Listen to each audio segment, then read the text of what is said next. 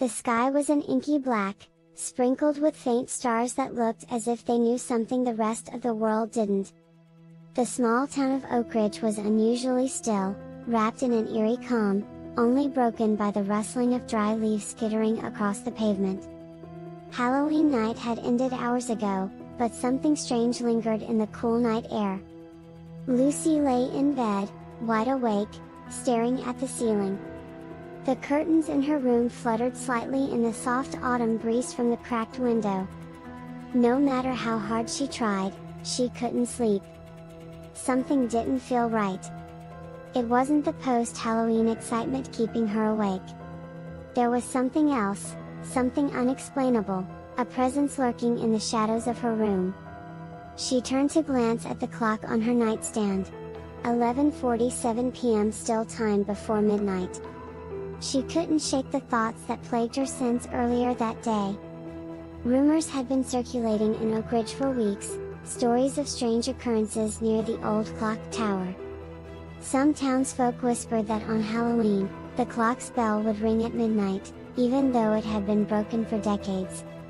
Others claimed anyone who heard the bell would be cursed, changed in some way forever. Lucy had dismissed the gossip as nonsense. She was 16, too old for ghost stories. Earlier that day, her best friend Nora had laughed at her when she mentioned the rumors. "Come on, Lucy, you're smarter than that," Nora had teased. "The bell's been broken for years. It's just an old clock. Don't let the Halloween craziness get to you." But Oakridge wasn't just any town. Its history ran deep, and the clock tower was a significant part of that. Lucy's grandmother had once told her that the clock had stopped during a thunderstorm on Halloween night almost a century ago, after being struck by lightning. Ever since, the hands had remained frozen at midnight. No one had ever repaired it, as if the town wanted to forget that night. Now, lying in bed with the clock ticking closer to midnight, Lucy couldn't shake the unease that crept into her bones. The air in her room felt colder, and the sound of the wind outside seemed to carry a faint whisper. She wasn't the type to get scared easily, but something about tonight was different. Then, a loud creak echoed through the house. Lucy sat up in bed, her heart pounding. The noise had come from the attic, directly above her room. She told herself it was just the wind, old houses made strange sounds. But deep down, she knew better. Slowly, she swung her legs over the side of the bed, her feet touching the cold hardwood floor. She crossed the room and carefully opened her door, stepping into the hallway. The house was dark and silent, with only the faint glow from her nightlight casting long shadows along the walls. At the end of the hallway was the narrow staircase leading up to the attic.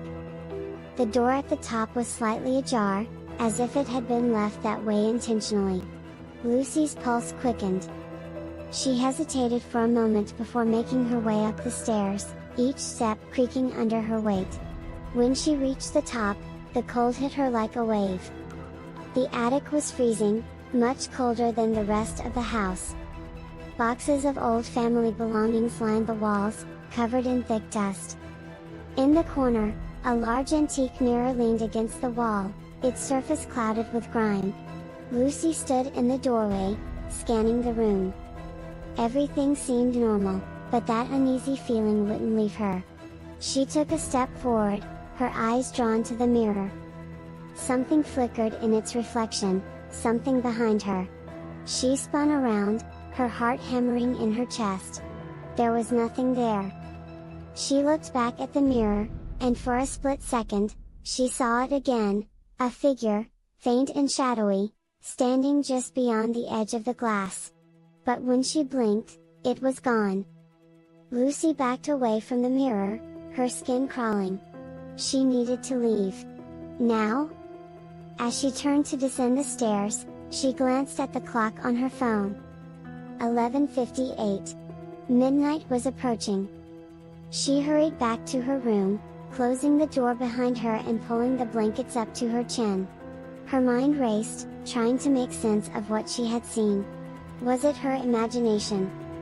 Or was there really something lurking in the attic? Then, at exactly midnight, the clock tower bell began to chime. 1. Lucy froze. The deep, resonant sound echoed through the town, vibrating through the air. She hadn't heard the bell in years. No one had. 2.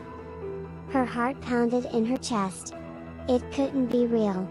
The bell hadn't worked in decades. 3. The sound grew louder, reverberating through the house as if the bell were right outside her window. 4. She sat up in bed, staring out at the dark streets below. The clock tower loomed in the distance, its silhouette barely visible against the night sky. 5.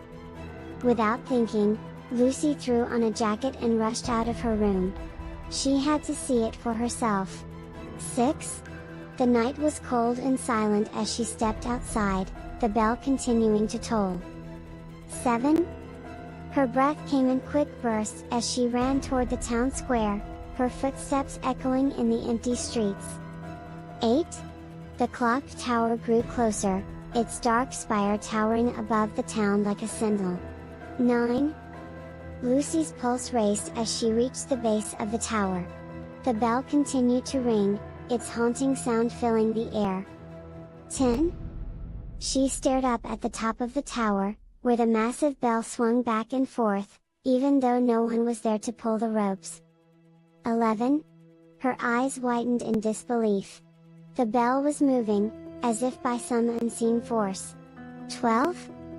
The final chime echoed through the town, then, silence. For a moment, Lucy stood frozen, her breath fogging in the cold night air. The tower loomed above her, casting long shadows across the square. The bell had stopped ringing, but the air felt thick with tension, as if something was still there, watching. Lucy turned to leave, but as she did, her eyes caught something strange, something carved into the base of the clock tower.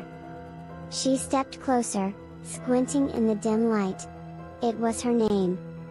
Carved into the stone. Her blood ran cold. How was that possible? Who had done this? Before she could process what she was seeing, a faint whisper drifted through the air, barely audible but unmistakable. Lucy! She whipped around, her heart pounding.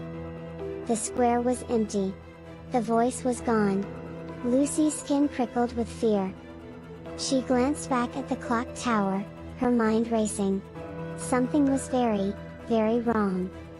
The next morning, Lucy couldn't stop thinking about what had happened. She had to know more. The town's history was filled with strange stories, and she needed to understand what she was dealing with. She headed to the town's library, hoping to find some answers. The library was quiet, and Mrs. Halloway, the elderly librarian, looked up from her desk as Lucy approached. "Back so soon?" Mrs. Halloway asked with a knowing smile. "I need to know more about the clock tower," Lucy said, her voice firm. "And about a girl named Lucille." Mrs. Halloway's expression darkened. "Lucille Oakridge." Lucy nodded. "Yes. I think there's something strange about her." Mrs. Halloway stood up slowly, her joints creaking as she moved toward the dusty shelves in the back of the library. She pulled out a thick leather-bound book and placed it on the table in front of Lucy. Lucille Oakridge was the founder's daughter, Mrs. Halloway explained. She disappeared on Halloween night over 100 years ago. No one ever found her. Lucy's stomach churned. She opened the book, flipping through the yellowed pages until she found an entry about Lucille. The words blurred together, and suddenly, she wasn't in the library anymore. She was standing in the town square, but it wasn't the Oakridge she knew. The streets were lit by gas lamps, and horse-drawn carriages clattered over cobblestones. A girl stood near the clock tower, her eyes wide with fear. It was Lucille. Lucy blinked, and the vision faded. She was back in the library, her heart pounding. "You're connected to her," Mrs. Halloway said quietly. "Lucille's disappearance, the clock tower. It's all connected." And now, you're part of it. Halloween night came again, and Lucy knew what she had to do. She couldn't ignore it anymore. She was tied to Lucille, and the only way to break the curse was to face the clock tower. As midnight approached, Lucy returned to the tower. The town was eerily silent, the air thick with an unnatural chill.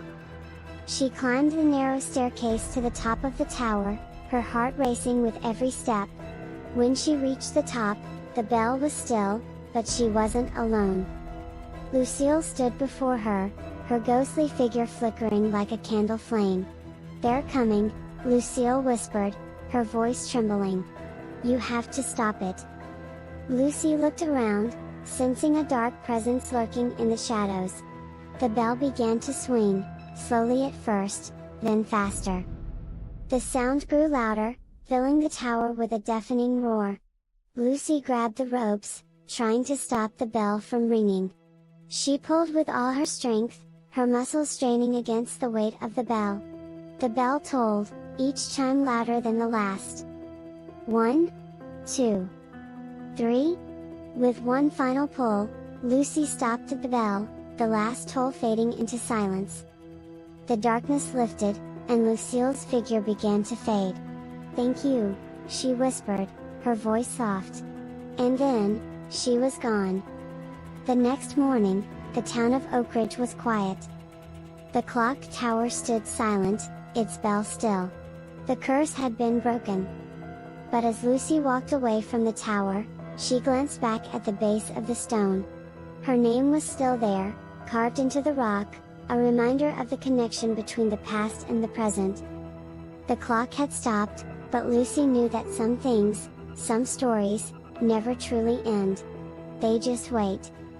And so, she walked away, unsure if she had left the mystery behind, or if it would come calling again next Halloween.